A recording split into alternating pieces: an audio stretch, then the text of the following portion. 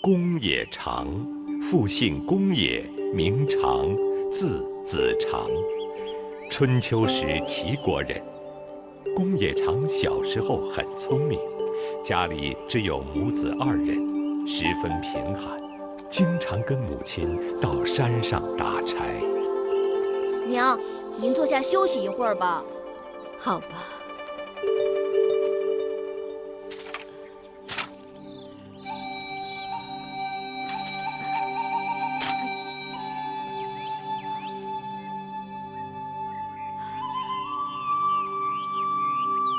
你这孩子，每次都争着抢着背大的，这么小，身子骨累坏了怎么办？娘，您又操心，我是男孩，扛得住。娘，您累了吧？来，我给您捶捶背。你也够累的，娘不累。我去给您倒点水。娘，您等会儿，我去山下取水。长儿，慢点儿，别摔着。没事儿，娘，我马上就回来。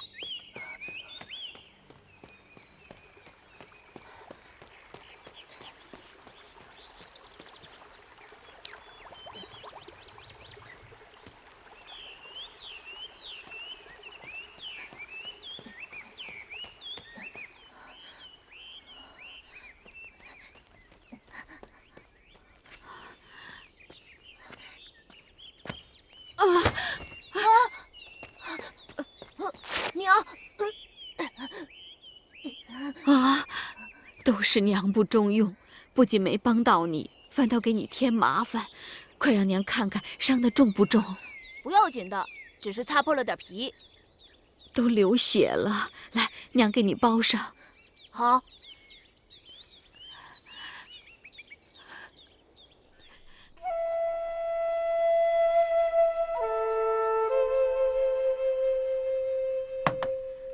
今天砍回来的柴禾，只换回来这点米。娘，这就挺好，清茶淡饭养身体。您看，我这不是也长得壮壮的？长儿看起来是很健壮。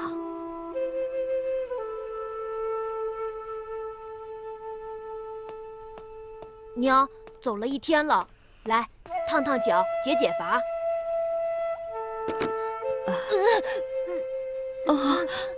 看你都受伤了，还惦记着给我端水洗脚，快躺下，我看看你的伤口。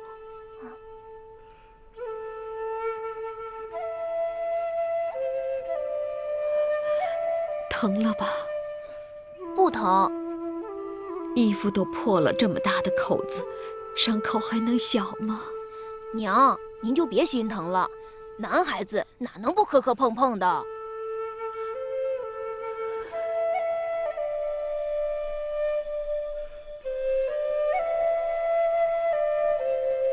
你这么小就没有父亲，还跟着我吃这么多苦，为娘的心里。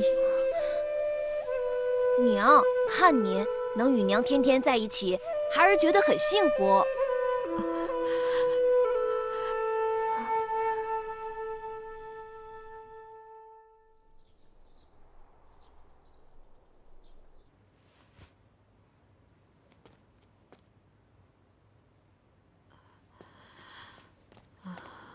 娘，您不舒服吗？没事儿，走，咱们上山。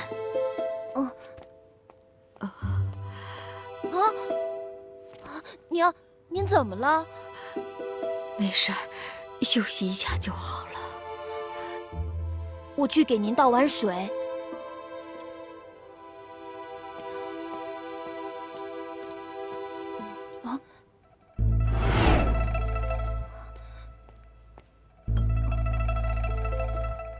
娘，您又没吃晚饭，这样下去怎么能行？娘吃不下。什么吃不下？您是怕我吃不饱肚子，故意这样说的。您看，都饿出病来了。您休息吧，今天就别去上山了。不去怎么能行呢？您只管躺下好好休息，剩下的我来想办法。你个小孩子能想出来什么好办法？您就别管了。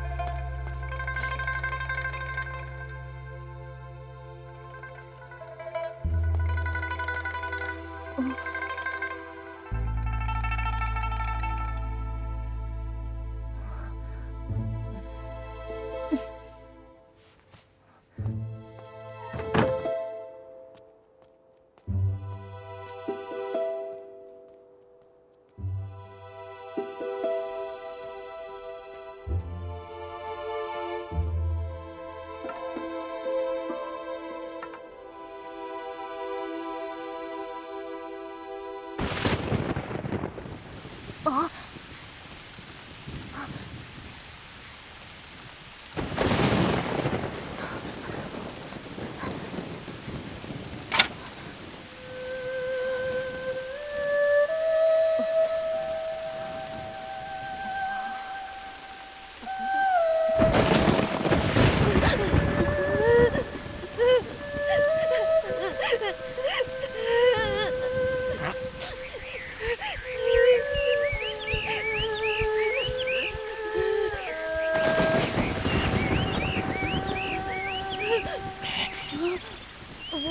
你哭啥？哭啥呢？鸟怎么还会说话呢？啊，你是什么鸟？怎么也会说人话？我叫八哥，生来就会说话。你叫什么名字？为啥在这里啼哭？我叫宫野长，我和娘以打柴为生。可是今天娘病了，所以我只能自己上山打柴，换了钱给娘治病。你觉得你能行？不行也得行，只是什么？我一个人在这里有点害怕。我们大家同你作伴，帮你捡柴。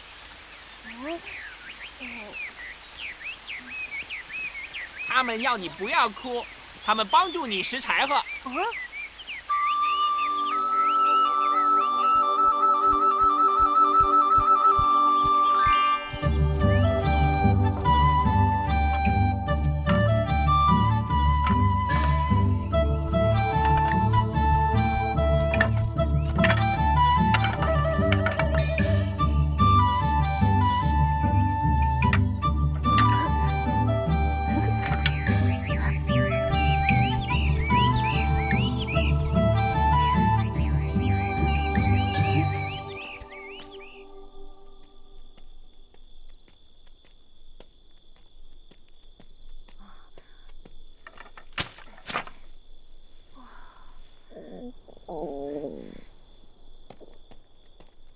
娘，我回来了。你去哪儿了？这么晚才回来？快洗洗手，吃饭，明天和娘一起上山打柴。娘，我今天就去上山了。你自己上山干什么？这么晚回来，多让娘担心呢。娘，对不起，孩儿没告诉您，就上山打柴了。上山打柴？是啊，娘不信，去院子里看看，孩儿打回来好多柴呢。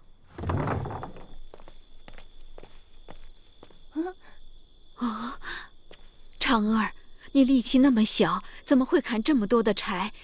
快告诉娘，谁帮的你，娘好去谢谢人家。不是人帮的，娘，我在山上遇见了一群鸟，是他们帮我拾的柴火。鸟？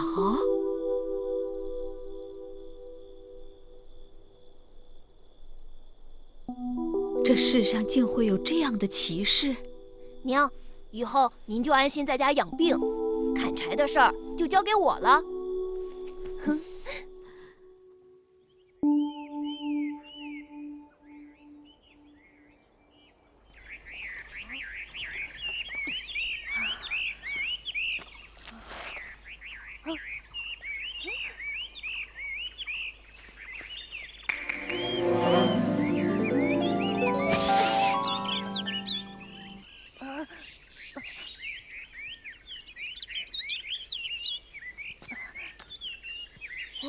好高啊！你一定行的。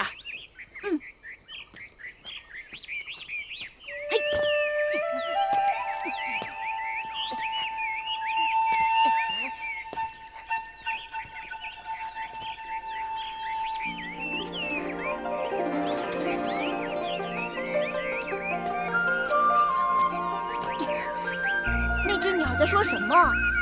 他在说谢谢你。鸟能学人说话，那么说人也能学鸟说话了？当然。你教我如何识鸟音，说鸟语好吗？好的。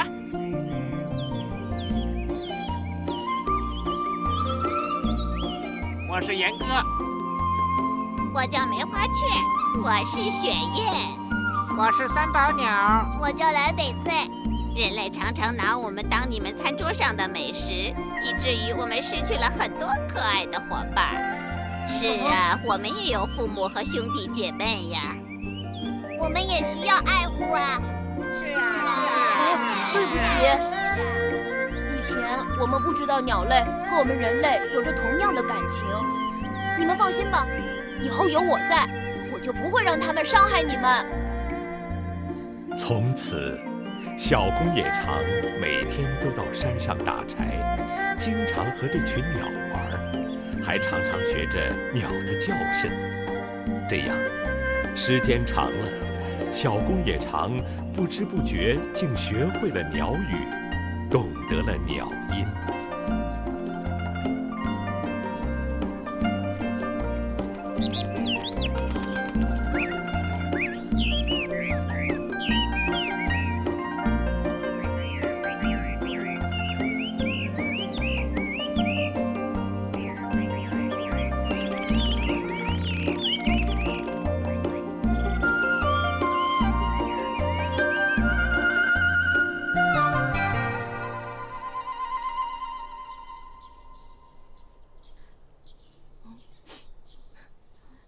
他爹，我们来看你了。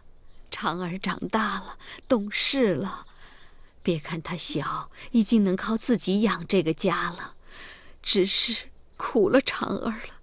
你要再多好。娘，您放心，只要有孩儿在，就不会让您受苦受累。长儿，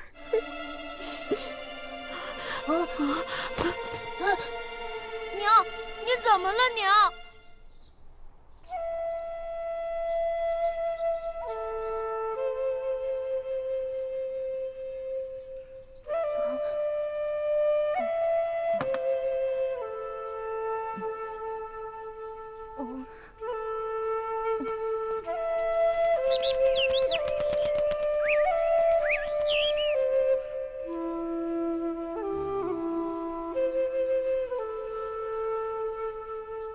这药只能缓解一时之痛，治不了根本。您老还有什么好办法吗？求求您了。你娘是操劳过度才染上这种病的。我给你开一些药，你去抓来。好的。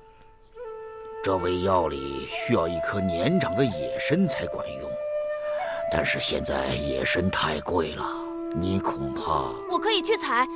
哪里有野参呢？小时候听祖辈人说过，翻过那座山的后面有一座飞来山，那里有一处悬崖上长着一颗野参，传说能治百病。只是山高路险，没人能登上去，就连小鸟都难飞过。我不怕，只要能治好母亲的病。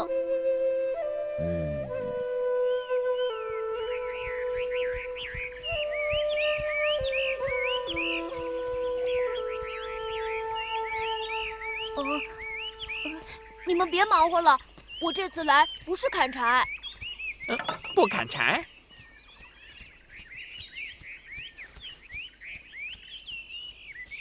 宫野长今天有求大家了。什么事嘛？弄得这样严肃。我求大家陪我去飞来山采野参。啊？采野参？我听妈妈说，她从来没飞过那座山。我听奶奶说，那座山很高，连奶奶的奶奶都从来没有飞过去。我孩子还小，我陪你去吧。算了，我自己去吧。工业长。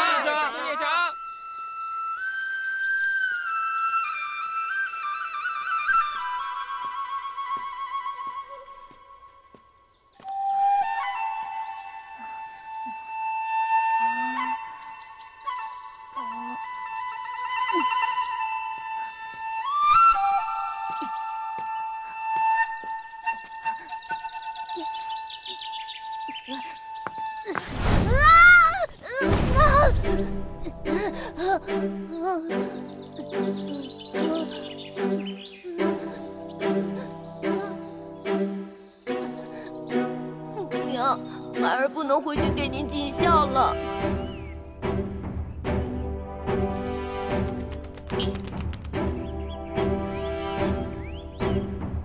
我的孩子已经长大了，知道回报养育之恩了。宫野长小年纪已经懂得孝道，大家应该帮他完成给母亲治病的心愿啊！是啊，宫野长还救过我的儿子呢，我赞同。谁愿意去帮他？我去，我去，我去，我也去。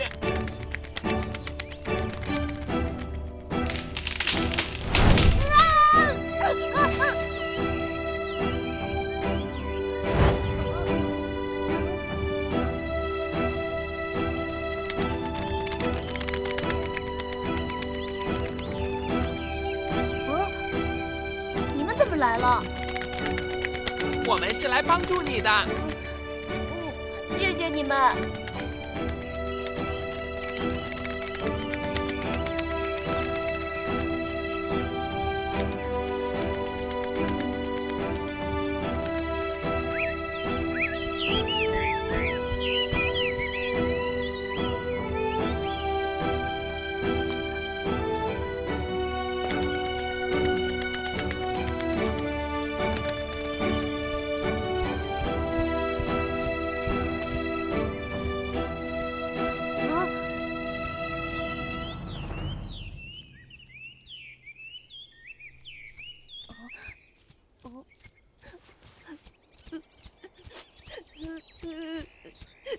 我去吧，你们看他哭得多可怜呐！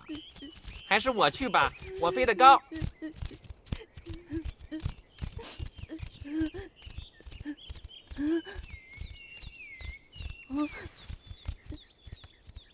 前面什么也看不清啊！是啊，是啊。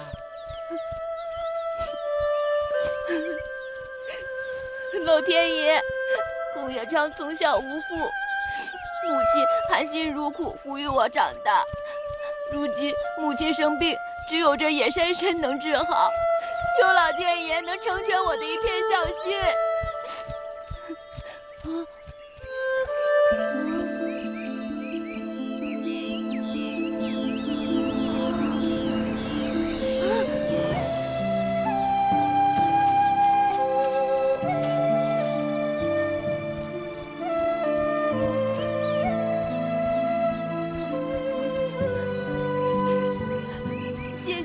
谢谢。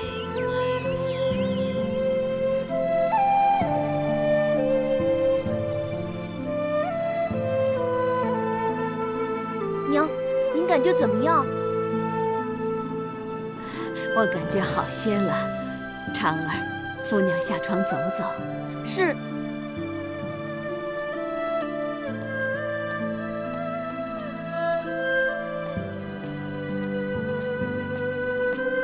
长儿，娘觉得很饿，很饿。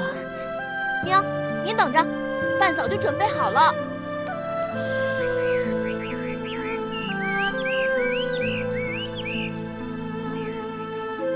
公冶长从此名扬天下，是人类历史第一个懂鸟语的人。后来被孔子收为弟子，成为72贤之一。因其德才兼备，深为孔子赏识，并成为孔子的女婿。公冶长博通书理，一生治学，继承孔子遗志，教学育人，成为著名文士。